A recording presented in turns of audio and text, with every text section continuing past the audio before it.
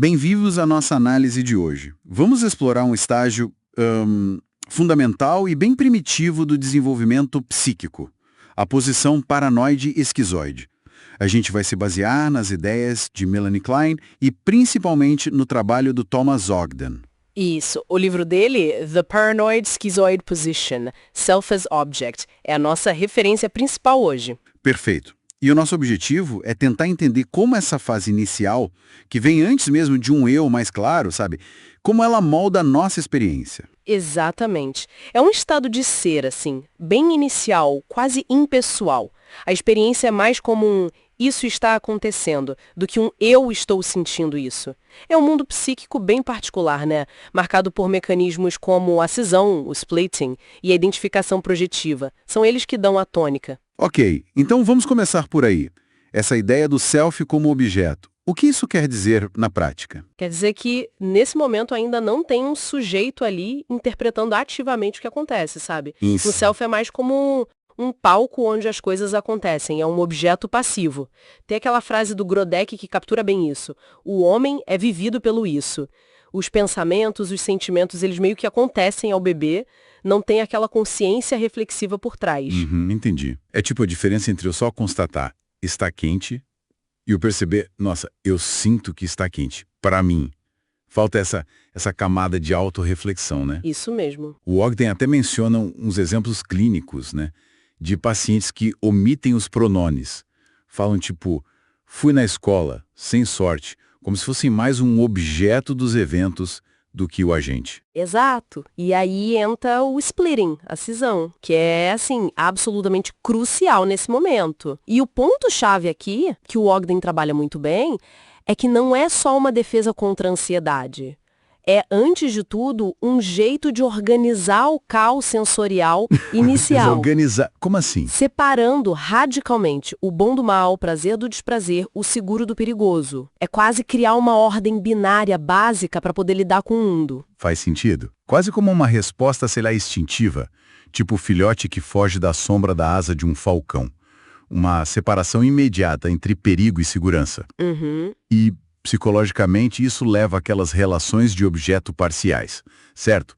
O self-objeto bom ligado ao objeto bom e o self-objeto mal ligado ao objeto mal. Tudo bem separado. Bem separado. E a falha nisso, nessa organização, é muito perigosa.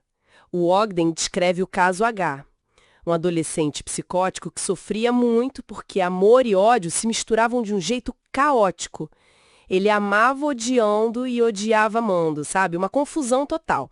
A cisão no início protege dessa contaminação. Nossa, que intenso. É. E tem outro exemplo, da paciente anoréxica, a MCS. Ela via a mãe como boa demais para odiar. Mas aí, ao disfarçar esse ódio, ela meio que travou. Não conseguia nem amar de verdade, que ela simbolizava no não comer nem odiar, tipo, sentir raiva. Ficou paralisada. Entendi. E a identificação projetiva, como ela entra aí? É só para jogar fora o que é ruim. Então, a visão do Bion, principalmente, ela amplia muito isso. Para ele é um processo interpessoal. Nossa, vital. Essencial para o desenvolvimento do pensamento. Ah, interessante. Não é só se livrar de algo. Não. Pensa assim. O bebê projeta aquelas sensações brutas, caóticas, sem sentido nenhum.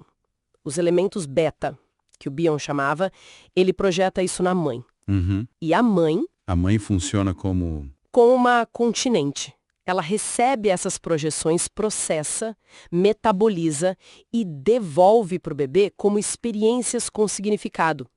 Os elementos alfa. Ah, tipo, uma sensação física estranha vira fome. Exatamente. E aí o bebê internaliza isso. Ele começa a aprender a pensar sobre o que sente, mas com essa ajuda externa. É como a mente começa a se formar. Que incrível. Por isso que essa posição paranoide esquizoide com esses mecanismos, ela é uma base necessária, entende? Não é só algo patológico ou a ser superado e esquecido. É fundamental para o início. Faz todo sentido. Não é só jogar fora o lixo psíquico. É um passo para aprender a dar sentido às coisas. E como ainda não existe esse eu diferenciado que observa propriamente. A simbolização nessa fase é muito concreta. O símbolo é a coisa. É o que a Hannah Segal chamou de equação simbólica. Não tem espaço para metáfora, para interpretação. Nada. A representação e a realidade psíquica ali se confundem totalmente. E isso leva a um ponto que você mencionou. A experiência do tempo e da história fica toda descontínua, né? Perfeitamente. Pensa na paciente borderline AMS. Ela vivia vidas completamente separadas, com o marido, com o amante, com o terapeuta, e sentia que partes dela sumiam, desapareciam mesmo. Caramba! Ou aquele outro paciente que, quando se sentia magoado com o terapeuta, ele não só ficava triste, ele reescrevia a história toda. O terapeuta sempre tinha sido enganador. O passado era anulado e refeito a cada emoção nova que dominava. Não tem constância nenhuma. Imagino que isso mude com a passagem para a posição depressiva. Sim, aí as coisas começam a mudar. A posição depressiva marca o surgimento de um eu mais subjetivo, capaz de se olhar, de refletir. Os objetos espaciais, sabe? Só bons ou só maus, começam a se integrar. A gente começa a ver as pessoas como inteiras, com qualidades boas e más. E a ambivalência, conseguir amar e odiar a mesma pessoa, fica mais tolerável. Isso permite simbolizar de um jeito mais abstrato, imagino, e ter uma história mais contínua. Exato, e manter os relacionamentos, mesmo com os conflitos. Mas o ponto crucial, assim, que muda tudo, é que a gente não abandona a posição paranoide esquizoide. Elas coexistem, né? Isso, elas coexistem. A gente oscila entre elas a vida toda. A posição paranoide esquizoide é essa base primitiva.